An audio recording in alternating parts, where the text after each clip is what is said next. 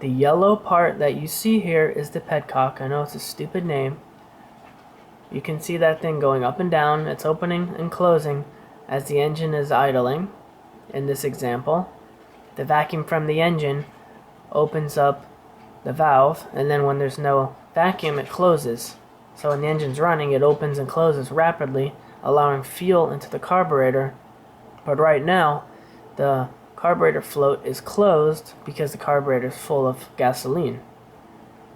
When it gets low enough, the float will drop down, allowing some of the gasoline to flow into it.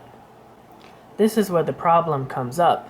When the bike sits, which usually happens, because a lot of people that have bikes, they also have cars, so they don't use the bike a lot, so it might sit. What happens is the fuel in the carburetor evaporates, as you can see here in the picture, and it's empty. So when you try to start the bike, this is what happens. That stupid petcock is only letting small amounts of fuel in at a time based on the vacuum.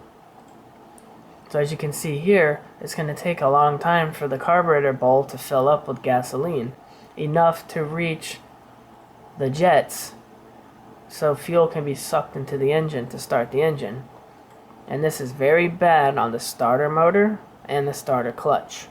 Eventually it will wear them out and you'll have to change them. This is the solution. You have to remove the petcock, close off the vacuum line. There's that little gray box up here with the yellow outline. Close off that vacuum line. And then you just have a little on and off fuel switch. And what this will do is, when the bike sits, as the fuel evaporates from the carburetor, the float will open and let fuel come in from the fuel tank. As long as you got fuel in the tank, and the carburetor bowl will always stay full.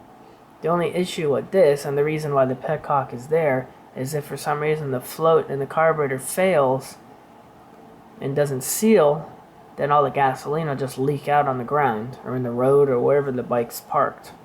That's the only issue with that. But I've been using this thing. I've been using this on-off switch for over a year, and I always keep it on, and I haven't had any issues with the fuel leaking out.